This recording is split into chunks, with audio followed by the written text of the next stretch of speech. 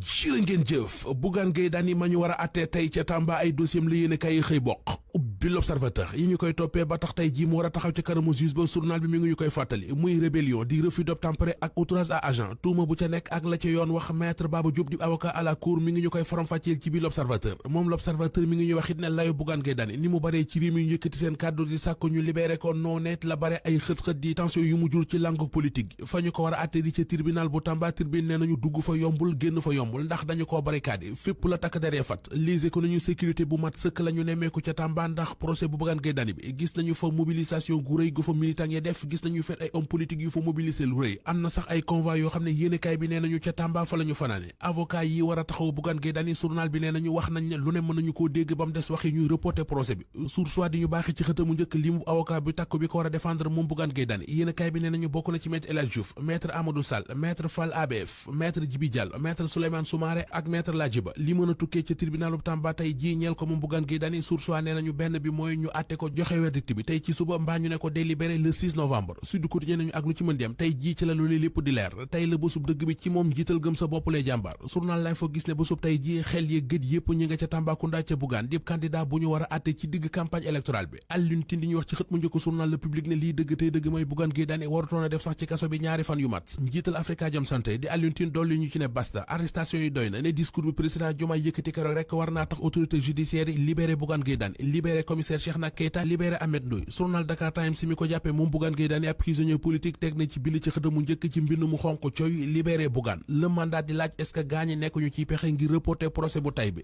tey ci àllarba ji l'Observateur Amadou Ba la xëy ci xëtamu njëkk ay ambition ci wàllu politique ak ni mu koy doxalee mu di stratégie bi moom la yéenekaay bi xëy di càmbar yéenekaay beneen bu ñu jottale ay kàddu moom Amadou Ba moo di Vox Populi ay kàddu la yu mu yëkkati ngir tontoo ko Ousmane Sonko Amadou Ba nee na wax nañu bu jot ci réew mi bu ñu deful ndànk nag danañuy waxaat ba yàq réew mi ndax koo xam ne fu ñu la gis da ngay wax rek maar nañu ci biccoobeeg mbaalo bi moom tête de liste coalition jàmm ak njariñ ba tey ci xët mu njëkku li quotidien mu fay xamle ne jot na ci askanu Sénégal ñu joyndi njuumte li ñu defoon ci élection présidentielle yi président Macky Sall def na gaay mi faux bon journal quotidien moo ko bind ba dañoo xamal ne moom mi ñu doon xaar ak doon ko séentu ngir mu dellu si ci réew mi ànd ak waa takk wàllu campagne Macky Sall nee na ak dellu seegum tollooguñu foofee leeral na it ne amul benn dil bu mu séq kenn ki di Macky Sall ba tey ci xët mu njëkku réew mi quotidien yu bari yu ñu doon lam-laami réew mi quotidien nee nañu Macky Sall leeral na ko mu di ak bokkam ci législatif yi li ko waral ak dellu seem ci réew mi dil bi ñu ne da koo tëgg moom ak waa Pastef ba ci kaabu Amadou Ba lu ci nekk yéenekaay bi nee nañu Macky Sall leeral na ko convocation bu gendarmerie bi ñu doon wax ñeel waa ji di Abbas Fall source waa xëy na di ñu wax li ci am dëgg moom Abbas Fall mi jiite liste Pastef ci Ndakaaru ak li mu waxoon ba tax ñu bari di ko ŋawte point ak li muy laaj mooy ndax ministre de la justice da koy bàyyi mu jàll am ndax da cey jóg dem ci ba jeex ngir lijjanti ko yéenekaay bi nee nañu mooy li ñëpp bëgg a xam ndax moom Abbas Fall li mu wax daanaka amul différence ak li fi Alioune Dimbali sa waxoon donte sax moom ba mu ko waxee amuloon benn daan ci wàllu yoon bu ko ca fekkoon ñu fekkante ji ci l'Observateur ngir xooli fa gëstu bu yaatu bi mu def ci jigéen ñi fasta yéene sëy seen àdduna ndax suur gu ñu suur góor am na kenn ci ñoom kuy wax ci biir yéenekaay bi ne coono bu rëy bu mu daj ci sëy ak divorce bu tar bu mu dund tax na fasatute yéene sëyaat ci àddunaam